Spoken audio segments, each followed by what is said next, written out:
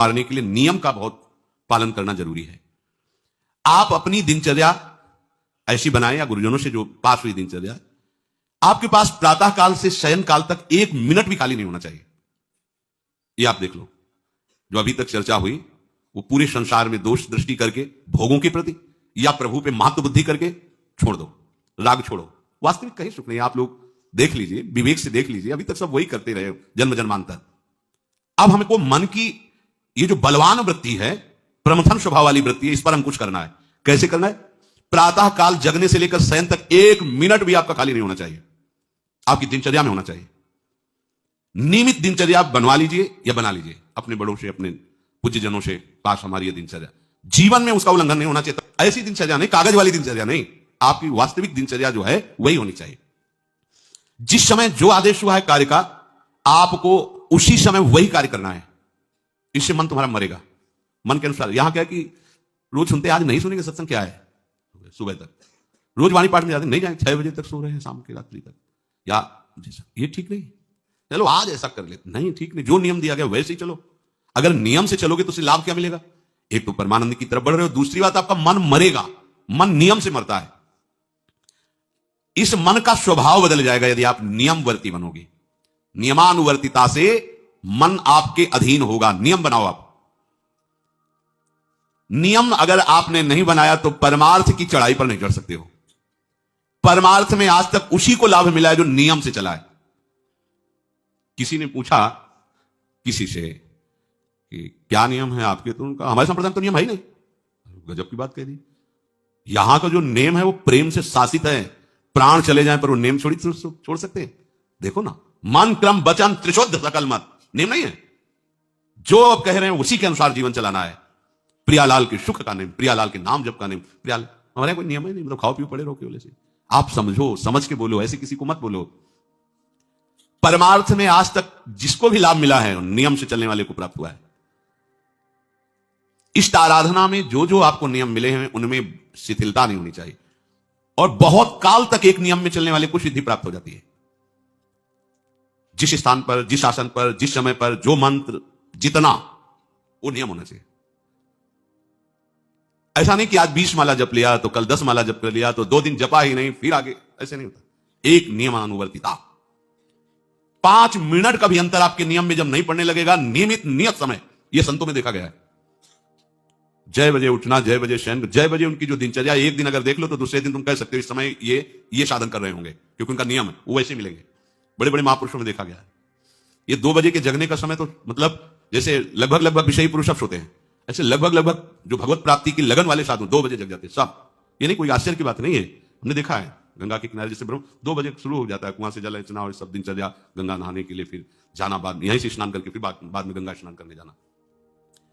जो अनियमित साधन करता है, यद्यप साधन अविनाशी, पर मन मरेगा नहीं, मन अधीन नहीं होगा, ध्यान रखना। अनियमित, नियमित, आज 1 घंटे बैठे, कल 30 मिनट बैठे, परसों 10 मिनट और फिर आगे बैठे नहीं 2-4 दिन, बिल्कुल नहीं, ऐसा नहीं। चाहे 10 मिनट से शुरुआत करो तो 11 होना चाहिए, कभी 9 नहीं होना चाहिए। और बार बार दिनचर्या का परिवर्तन नहीं होना चाहिए। मंत्र का परिवर्तन नहीं होना चाहिए, नाम का परिवर्तन नहीं होना चाहिए। खाने पीने का, शयन का, जगने का बिल्कुल नियत समय होना चाहिए मन को वश में करने के लिए। ये जो लोग ने जब जहां जैसे आया चिड़िया की तरह चुनते रहते हैं, कुछ लोगों को तो देखा है, यहां तो शासन है। सत्संग में भी बोतल खोली, एक घूंट ऐसे थोड़ी थोड़ी देर पर, अरे मर थोड़ी जाओगे, अमृत बरस रहा भगवत चर्चा, उसका पान करो। चिड़िया की तरह कभी ऐसे जेब में डाले, वो रंगीन पुड़ियों नहीं होती ऐसे थैली निकाला, भुजिया चबा 2 पानी, ऐसे मर थोड़ी जाओगे। एक बार भोजन डाल दो, प्राण पोषण होता रहेगा। एक बार नहीं, 2 बार से, इसके बाद ज्यादा नहीं होना चाहिए। थोड़ा ये पाया, थोड़ा वो पाया, थोड़ा प्रसाद में मिले प्रणाम कर लिया, जरा चख लिया, रख लिया, और जब प्रसाद पाएंगे तब पा लिया। बार बार खान पान से भजन में विक्षेप पहुंचता है। अगर मन को मारना है, भगवत प्राप्ति करना है, तो खान पान का समय, शयन का समय मानो आप 9 बजे से 2 बजे तक, 9 बजे आप सैया पर होना चाहिए। 2 बजे आप सैया छोड़ ही दो, नींद आई हो या ना हो, इससे कोई मतलब नहीं। नियम सो नियम, ये नहीं आज रात में नींद नहीं आई तो आज सो लेते, नहीं, उठो तुरंत आपकी दिनचर्या। अपने लोगों ने अभ्यास जब किया ना, तो उसमें यह नहीं कि जग के विचार करना है कि उठना है। जे ही घड़ी पर दृष्टि गई, आज तक भगवत कृपा से कभी अलार्म नहीं लगाया, बचपन से लेके अभी तक। मिले ही घड़ी तो अलार्म क्या लगाए, गंगा के लिए घड़ी लेके कौन घड़ी देगा, गरीब किसानों के। एक समय निश्चित, 5-10 मिनट के अंतर की बात नहीं कहते। तुरंत वस्त्र हटाओ, तुरंत। ये नहीं कि ओढ़ के ध्यान करेंगे, वो ध्यान नहीं होगा, वो सो जाओगे। वो पहले अगर सर्दी के समय हटा दिया, ऐसे खुले बैठो, ठंडी लगेगी। अब नाम जप करो जितनी देर तुम्हारा नियम हो, नहीं तो चलो अपना शौच स्नान पवित्रता। फिर उस शयन वाले आसन पे ना बैठे। अगर फिर नहा धो करके बैठ जाओगे तो एक नींद पूरी और हो जाएगी उसमें। और प्राय लोग यही करते ना कि पहले तो बोले नहाने धोने की जरूरत नहीं, नाम जप कर लेंगे, उसी में बैठे। ओढ़ के अगर बैठ गए तो सूर्य उदय हो गए, कितने नाम जपा उनको खुद पता नहीं, क्योंकि वो कम्बल की उसमें, या नहा के जल्दी से ओढ़ के बैठ गए फिर सो गए। ऐसे साधना नहीं होती।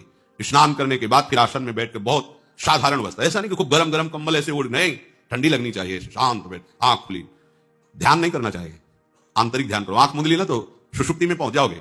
ध्यान पूर्वक ऐसे, जैसे चातक स्वाति की बूंद को निहारता है। भागवत में आया कि कैसे सुनता होना चाहिए, वक्ता के प्रति चातक दृष्टि से देखते, एक एक शब्द श्रवण इंद्री से वो पान कर रहा है, ऐसे शांत और एकदम देखते हुए ऐसे पान। श्रुता सोई परम सुजान, सुनत चित्त रति करे। आपके वस्त्र पहनने का ढंग, चलने का ढंग, बोलने का ढंग सात्विक होना चाहिए। सोमवार को अमुक रंग का, मंगल को अमुक रंग का, बृहस्पति को अमुक रंग का, ऐसे। चलने की भी अलग अलग स्टाइल, अलग अलग से डालना का। अगर भगवत प्राप्ति करनी है तो सात्विक चाल हो, सात्विक भाषा हो, सात्विक वस्त्र हो। इनका भी बहुत प्रभाव पड़ता है, वस्त्रों का भी प्रभाव पड़ता है, चाल का भी प्रभाव होता है। अभिमान की चाल देखना, छाती में हड्डी हड्डी पर फैला के चल रहे मानो सूरवीर है। हाँ, जांग में मांस नहीं है, केवल पेंट दिखाई दे रहा है, बात ऐसा अभिमान ऐसे टांग चला मानो। ये सब नहीं, सात्विक वृत्ति से चलो, सात्विक कपड़े पहनो। ऐसा नहीं कि अब लाल ही पहनना है तो अमुक कंपनी का आना चाहिए, लाल रंग का या पीले रंग का। कितने का स्वेटर? बोले 1,70,000 का है। अपना जीवन सात्विक हो, सात्विक वस्त्र भी वस्त्र, और हमारा चलना भी सात्विक हो, हमारा बोलना भी सात्विक होना चाहिए। अब इसके बाद उपासक को देखो, ये तो नियमावर्तिता हुई। अपने मन के ऊपर हर समय दृष्टि रखनी। उपासक शब्द इसीलिए है, विषयी पुरुष नहीं रख सकता। उपासक को हर समय मन पर दृष्टि रखना है। क्या सोच रहा है, ऐसा क्यों सोच लिया इसने, ऐसा क्यों प्रेरणा है, क्या हमारा भोजन गलत हुआ, क्या संग गलत हुआ, क्या हुआ, पूरी जांच हो रही। आप सच्ची मानना, प्रारंभिक बात तो अलग है कि मन पूर्वश, नहीं तो ऐसा नहीं है कि काम के विषय में सोचने लगे, ये लोभ के विषय, ऐसा नहीं है। आपका संग गलत हुआ, आपका दर्शन गलत हुआ, आपका गलत श्रवण हुआ, भोजन गलत हुआ, तो ही हो सकता है। नहीं, ऐसे नहीं कि भगवत चिंतन की धारा में बीच में काम आ जाए, बीच में क्रोध आ जाए। प्रारंभ में तो ऐसा होता है, लेकिन आगे बढ़े हुए उपासकों को फिर दिनचर्या में अपनी जांच करनी, क्या गलत हो गया, आज क्या खाया जो हमारे मन में ऐसे विचार आ रहे हैं, आज किसका संग किया जो हमारे मन में ऐसे विचार आ रहे हैं। यद्यपि बड़ा कठिन है मन की जांच करना, क्योंकि हम मन ही बने हुए हैं, तो जांच क्या करेंगे। जांच तो वो कर सकता है जो थोड़ा मन से अलग हटा है ना, दृष्टा भाव देख रहा है मन को। हम तो मन ही बने हुए हैं, जो वो चाहता है वो हम चाहते हैं। देखो ना, बातचीत से समझ में आता है। आज हमारी ये खाने की इच्छा है, आज वहां जाने की इच्छा है, तुम्हारी थोड़ी, मन की है। थोड़ा अलग हट करके देखो, फिर उसमें निर्णय करो, सही है गलत। जो जो विचारों में आप सपोर्ट दे देंगे वो मन के संस्कार बन जाएंगे। आप सपोर्ट नहीं देंगे तो संस्कार नहीं बनेगा। ये बहुत खास बात है। जब आप भजन में बैठे हो, साधन में, या चलते फिरते उठते बैठते, ये जो शास्त्र विरुद्ध गंदी स्फुरणा दे, आप बिल्कुल इसको सपोर्ट मत करना, नहीं संस्कार बना देगा। फिर वो आपके ना चाहने पर भी आपको परेशान करेगा। और यदि आप बिल्कुल उदासीन रहे, जैसे पागल आदमी पीछे बोलता चला जाए, आप कुछ मत बोलो, वो दूसरी दिशा में चला जाएगा, ऐसे ही मन शांत हो जाएगा आपका। ये आपको फेंकता, आप परेशान मत होना, ये फेंकता रहेगा जो उसने जमा किया है, फिर शांत हो जाएगा, फिर नष्ट हो जाएगा, उसका विषय स्फुरण नष्ट हो जाएगा। अगर कहीं मन भगवत संबंधी सलाह दे तो उसको दुलार करना चाहिए, सराहना करें, वाह आज आपने बहुत सुंदर बात। मन आपको कभी कभी अच्छी सलाह दे, और जहां आपको बुरी सलाह देने लगे तो फिर उसको धिक्कार दो कि प्रभु से बढ़कर तुमको ये लगा, प्रभु के नाम रूप से बढ़कर लगा। अंदर होना चाहिए, बाहर भले मत। ऐसे होगे ना, वो सुधरने लगेगा। बस ये अच्छे से ध्यान रखो, जब ये गलत प्रेरणा करे तो या तो एकदम उदासीन, और या फिर इसको डांट लगा दो, प्रभु की तरफ चलना है, क्या गंदी बात अंदर। नहीं नहीं, अभ्यास से मन असत कार्यों को छोड़कर भगवत कार्यों में लगने लगेगा। धीरे धीरे जब इसको स्वाद मिलेगा तो पूरा का पूरा आपके अधीन होने लगेगा। ऐसा नहीं है कि मन वश में नहीं, मन वश में की वश की बात, मन की ताकत नहीं होती कि विषयों में चला जाए। आप करके तो देखो भजन, नहीं ऐसा होता तो पूरा जीवन बर्बाद हो जाए। फिर जो मन ही वश में नहीं होता फिर क्या, नहीं ऐसा नहीं। पूरे जीवन को पढ़ा है। साधु की सबसे बड़ी पढ़ाई मन की होती है, वो मन को पढ़ता है, पूरे जीवन मन को पढ़ा है उसने, देखा है मन, अब क्या परिवर्तन, अब क्या परिवर्तन, अब क्या स्थिति, अब क्या स्थिति। सच्ची मानिए, एक दिन मन मनमोहन बनकर के अनुभव करा देता है, कहीं और अनुभव नहीं होता, इसी में अनुभव होता है। निहाल कर देता है, धन्य धन्य कर देता है। बस इसके असत वासनाओं, असत चेष्टाओं, असत स्फुरणाओं का आप साथ न दें तो ये आपसे अलग हो नहीं सकता, ये भगवदानंद में डुबो देगा। इसे अधिक से अधिक भगवत चर्चा सुनाओ, इसे अधिक से अधिक प्रभु की छवि के दर्शन कराओ। देखो, भरो, मन में भरो, खूब भगवत चर्चा करो। प्रभु की श्री विग्रह, आप जिस कमरे में शयन करते हो उस कमरे में कहीं भी कोई संसारिकता नहीं होनी चाहिए।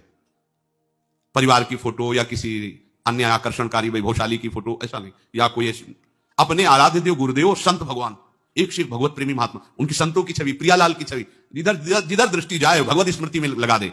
उठते बैठते अपना तो कमरा अंदर से ऐसा ही होना चाहिए, पूरे कमरे में नाम लिख लो, राधा राधा राधा वल्लभ श्री राधा राधा राधा राधा, या लिखे हुई टांग, बहुत आपको लाभ मिलेगा। जिधर अब राधा राधा राधा अखंड स्मृति, उस जो आपका वास्तविक साधन कक्ष हो, शयन कक्ष हो, अगर ऐसा हो जाए तो बहुत बढ़िया है। अन्य का प्रवेश ना हो, कोई भी हो, सदगुरुदेव की शिवा, आराध्य देव की शिवा, उसका आप देखना, इसका बहुत बड़ा प्रभाव होता है।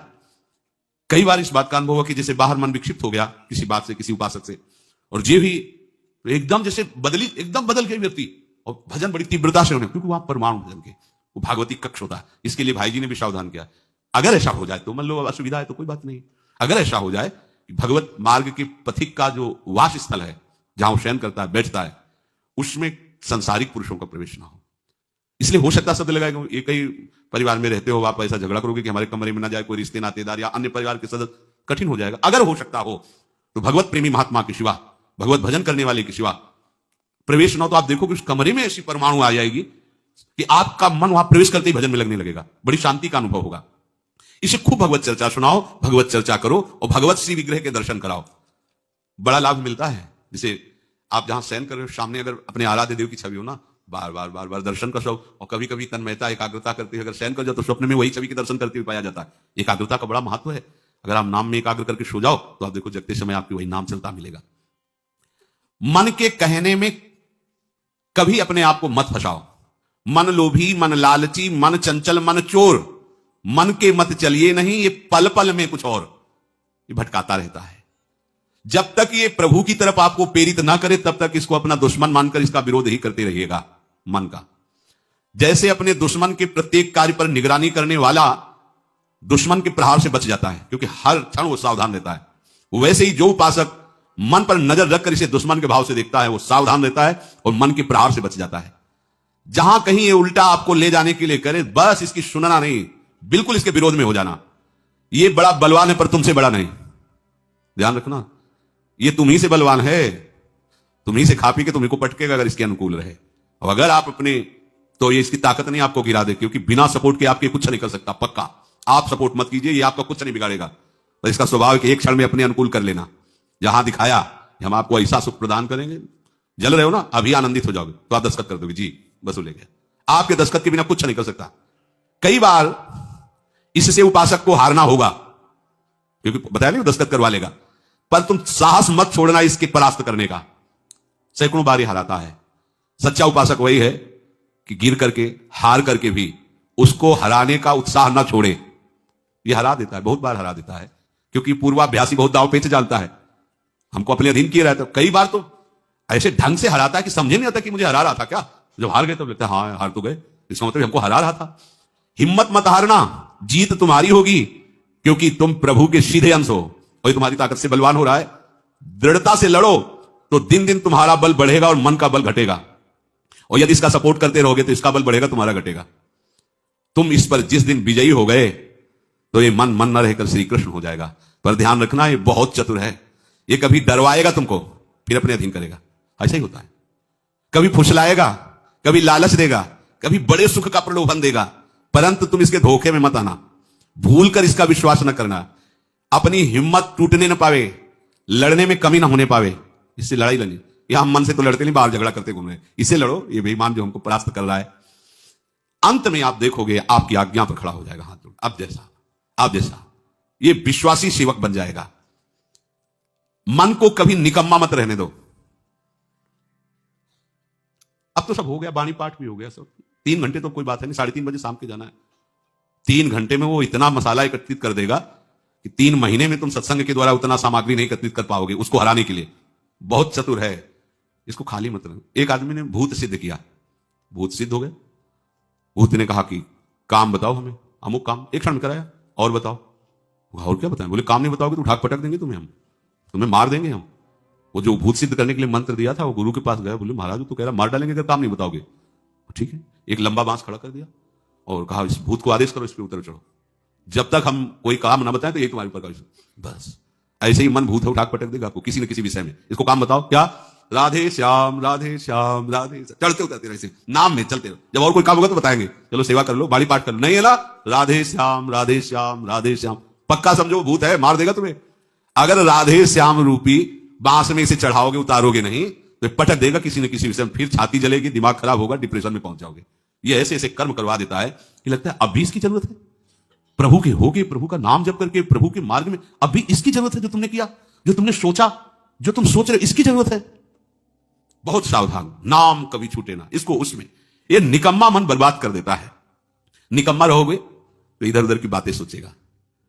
एक और बात बता दें, जब तक नींद ना आवे तब तक लेट करके भजन मत करना। किडनी थोड़ी खराब है तुम्हारी कि तुम्हें बैठने में परेशानी। अपने लोगों ने ऐसा किया है, जब जैसे रात्रि में है माला लेके बैठ गए, अब नींद नहीं आ रही है तब तक माला चल रहा है, भजन चल रहा है। जब नींद आने लगी धीरे से लेट गए, माला छाती में रखा है, अगल बगल कोई अपने माला में ही है। अब लेट करके कि नींद का इंतजार, तो नींद तो आए कि ना आए, लेकिन ये क्या क्या प्रोग्राम आ जाएगा वो आप देख लो। नए साधक सावधान नहीं रहते तो दुर्दशा अपनी कर लेते हैं क्रियाओं के द्वारा, अन्य चेष्टाओं के द्वारा। शयन के समय बहुत सावधान रहने की जरूरत है। दिन भर तो आपको ऐसी सेवाएं मिली हैं, ऐसे साधन मिले हैं जो भगवदानंद में डुबोने के लिए पर्याप्त हैं, लेकिन जो आपका पर्सनल समय है उस समय आप सावधान रहना। अब आप फुर्सत में लेट गए, जे भी फुर्सत सोच के लेटे कि सब हो गया, अब उसका प्रोग्राम शुरू मन का। अब आपकी इधर उधर चित्तवृत्ति, फिर मोबाइल जो पास है तो फिर क्या कहना है, मन को तो मानो अमृत मिल गया, वो आपको प्रेरित करेगा। जहां आपने कोई गेम, ये वो नौटंकी नाटक, जहां बस उसको मसाला मिल गया वो आप काफी है, वो आपको ऐसी जगह पहुंचा देगा कि सुबह दिनचर्या में हाजिर नहीं हो पाओगे। कहां है वो, बोले अभी तो आए नहीं हो। क्यों, मन ने उसको परास्त कर दिया इसलिए नहीं आया। बहुत सावधान। ये निकम्मा रहेगा तो बुरी बुरी बातें सोचेगा। खास बात है, दिन भर सावधान रह सकते हो माना, लेकिन शयन के समय जब आप अपनी सैया पे गए, अब होश ठिकाने रखो, बिल्कुल सावधान। यहां थोड़ी तुम्हें सावधान रहने की जरूरत है, अभी तो सावधान आई हो, नहीं तो अभी खड़े हो, तुम्हारे पितर तक तृप्त हो जाएंगे अभी है। लेकिन कमरे में सिटकिनी बंद, आप शयन के लिए गए, अब होश में, यही होश खो जाते हैं। ध्यान रखना, मन आपसे ऐसी चेष्टाएं कराएगा, क्रियाएं कराएगा, ऐसा दर्शन कराएगा, ऐसा सोचवाएगा, पूरे दिन की साधना को मटिया पलेट कर देगा, पोछा लगा देगा। हमारी प्रार्थना मान लेना, जब तक नींद ना आवे तब तक सोने के लिए आप लेटना नहीं। यदि जवान साधक हो, माला हाथ में, ऐसे दोनों हाथ कब्जे में है, जवान से नाम या मंत्र अंदर। अब थक गए, सो गए तो ऐसे सो जाओ, आपकी शैया परम पवित्र है। और अगर घंटा 2 घंटा इंतजार नींद का, तो पक्का वो भ्रष्ट करा के रखेगा, पक्का। हमारी बात लिख लो, सावधान। शयन के समय हर उपासक सावधान। उस समय विशेष आवश्यकता आपको भजन की है, क्योंकि वो एकांत है और आपके ऊपर उस समय मन को हावी होने का अवसर मिल गया। इसलिए सावधान। सत्संग को सुना जाए, मनन किया जाए और आचरण में उतारा जाए, और इस भूत को हर समय नाम रूपी बांस पे चढ़ाते उतारे। राधे श्याम, राधा वल्लभ, श्री हरिवंश, राधा वल्लभ।